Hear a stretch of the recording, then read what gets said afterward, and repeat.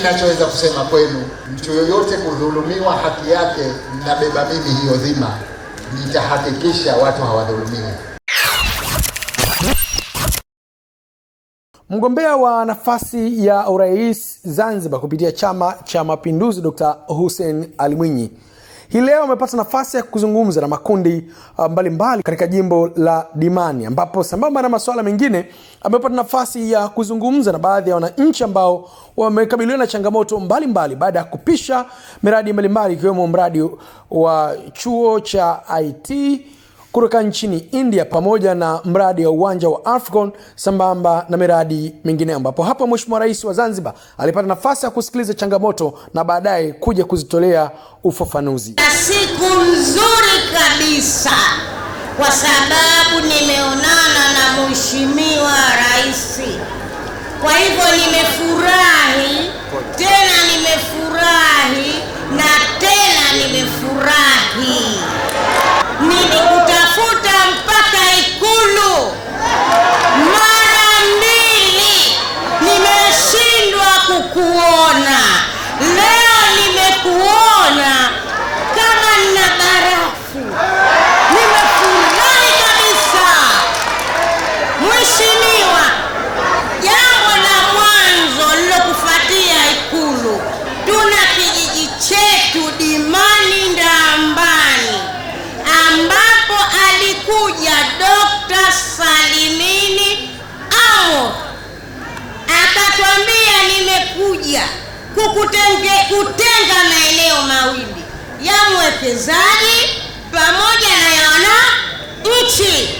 Kwa bahati tukachukua chetu akatuongezea.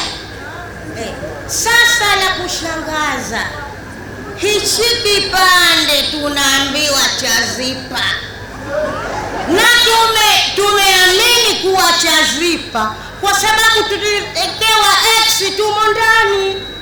Mna nyumba, mna foundation, mna vijiwanja 2-3 vya walala hoi.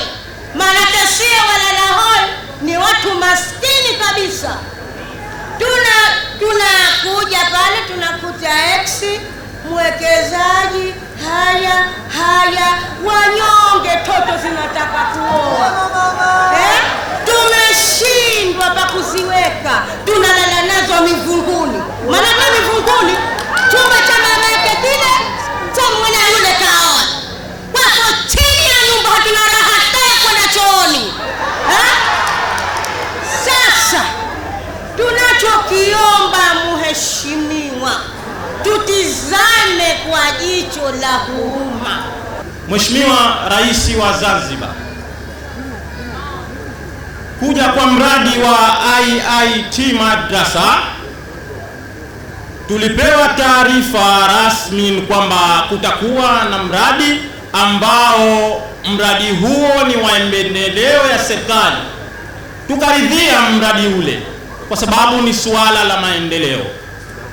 Lakini jambo la kusikitisha sana, baada ya kukaa kikao kile hakikufuata kikao chengine cha kuja kupeana 2 matatu au kikao ambacho kitupe taarifa tulichofikia. Sasa ni hichi kilichotokea siku ya tarehe 19 mwezi Agosti saa 3 asubuhi.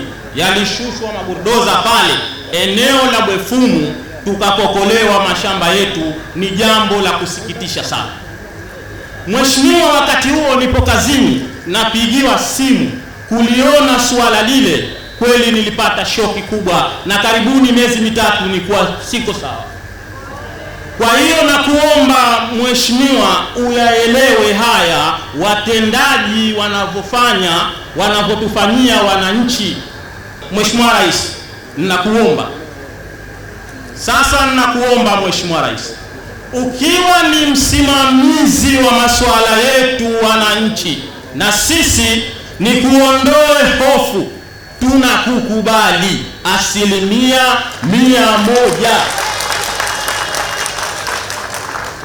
Mheshimiwa Rais, ninakuomba, yashatokea tayari, tushaathirika.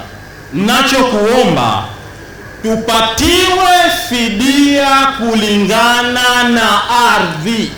La mwanzo, kama mtu ana ardhi mita 100, ipigwe thamani ya ardhi kisha mtu alipwe.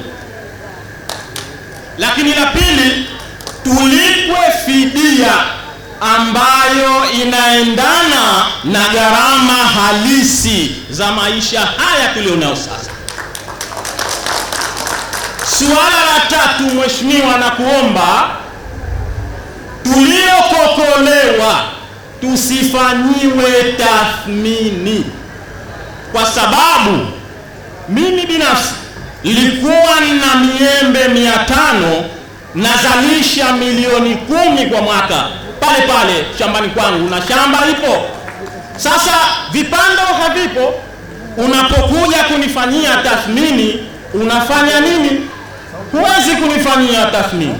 Mimi na wenzangu tunashauri waliokokolewa walipwe kwa mujibu wa tathmini waliofanyiwa.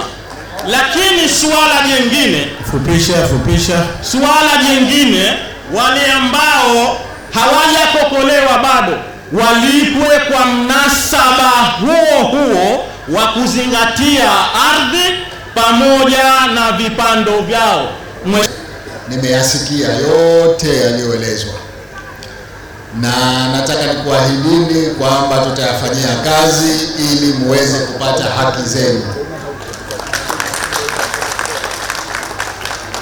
Moja katika mambo ambayo lazima tuyafahamu ni kwamba nchi zinahitaji maendeleo, na maendeleo ndani yake kuna changamoto za maendeleo.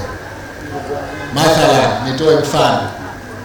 Mimi nilikuwa mkazi mwenzenu wa eneo hili, nimekaa Bweleo, nimekaa Fumba. Nafahamu tatizo kubwa la maji lilokuwepo katika maeneo haya. Lakini leo ukitaka kupitisha maji, maana yake utaathiri watu. Lakini hakuna njia, huwezi kupitisha bomba la maji kama katikati ya njia kuna nyumba ya mtu, lazima itoke. Kwa hivyo haya tunayoyazungumza hapa ni changamoto za maendeleo. Sasa changamoto hizi ni lazima tuzifanyie kazi, lakini ninafurahi kusema kwamba wote waliozungumza hapa walichotaka ni wapate haki yao, sio kwamba wanayapinga yale maendeleo. Hili ni la msingi sana. Nchi yetu itahitaji maji, nchi yetu itahitaji bandari, nchi yetu itahitaji viwanja vya mpira, nchi yetu itahitaji kila aina ya miradi ambayo inahitaji ardhi. Kwa hivyo ni muhimu tukubaliane kwamba wakati ardhi hizo zinahitajika, wananchi wawe tayari kuzitoa, na wao serikali itasimamia haki zao. Kwa hivyo ndugu zangu, nimekusikieni vizuri, na nadhani wengi, karibu wote waliozungumza hapa, sikusikia aliyesema anataka skuli ya ghorofa wala kitu kingine. Nimesikia tu swala la fidia. Kwa hivyo na mimi wacha nijikite kwenye fidia. La kwanza, nakupeni ahadi ya kuunda kamati au tume ya kuja kuhakiki zile fidia zote ambazo zimetayarishwa, kwa sababu kilio kilichokuwepo ni kwamba watu wamepunjwa. Sasa kama watu wamepunjwa, tuje tuhakiki, taunda kamati maalum ije ihakiki katika maeneo yote haya, kwa ule mradi wa chuo kile cha madrasa, kwa mradi ule wa uwanja wa mpira, kwa mradi wa bandari ya Fumba, alimradi kila sehemu penye tatizo, tuje tuhakiki watu walilipwa nini na wanastahili kulipwa nini, ili tuliweke sawa. Lakini ndugu zangu, niseme vile vile kwamba muisaidie serikali. Kwa nini? Kwa sababu inapotokea tu kwamba kuna mradi unataka kuanza sehemu, wananchi wakapata habari, kuna ndugu zetu sisi wanaokwenda haraka kuweka foundation za nyumba ili waje kulipa foundation. Wako watu ambao wanaenda kuchukua miti sehemu nyingine, wanakuja kuifukia haraka ili tathmini ikifanyika wapewe fedha za miti ile. Hayo yapo na nyie mnajua. tunakuombeni, tukitaka jambo hili liende vizuri, ili miradi isije ikavuka thamani ya ule mradi kwa fidia. Maanake wakati mwingine, hata nitakupeni mfano, kuna barabara tulitaka kuijenga sehemu, ile fidia yake ni kubwa kuliko hiyo barabara, nikasema tuache. Sasa anayepata shida nani? Wanaotumia ile barabara kule. Kwa hivyo ndugu zangu, tusaidiane. Hili swala la watu kwenda kujenga foundation usiku lipo, tusaidiane kuwadhibiti. Sie tuliokuweko mjini hatuwaoni wala hatuwezi kuwadhibiti, nyie mliokuweko pale mwadhibiti, ili tunapokuja sasa kufanya tathmini isije ikaonekana fedha ni nyingi mno, hata wale wenye stahiki ya kikweli wakakosa au wakachelewesha. Ndio haya yanayotokea sasa hivi. Watu hapa, kuna watu wamefanywa tathmini kama huu mradi wa maji aliokuwa anazungumza kijana huu. Mradi wa maji si wa leo, kwa muda mrefu sana. Lakini kwa nini mpaka leo hawajalipwa? Ni kwa sababu kuna watu waliingia katikati hapa.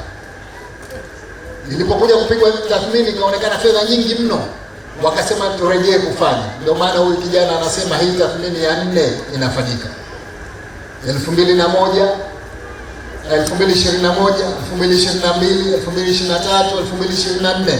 Yeye anasubiri tu, lakini ni kwa sababu kuna watu walikuja wakaanza kujenga katika hayo maeneo ili waje kulipwa fidia. Kwa hivyo hili mtusaidie kulidhibiti. Lakini mimi ninachoweza kusema kwenu, ahadi yangu ni kwamba, niliwahi kusema siku za nyuma, narejea maneno haya: mtu yoyote kudhulumiwa haki yake, ninabeba mimi hiyo dhima, nitahakikisha watu hawadhulumiwi.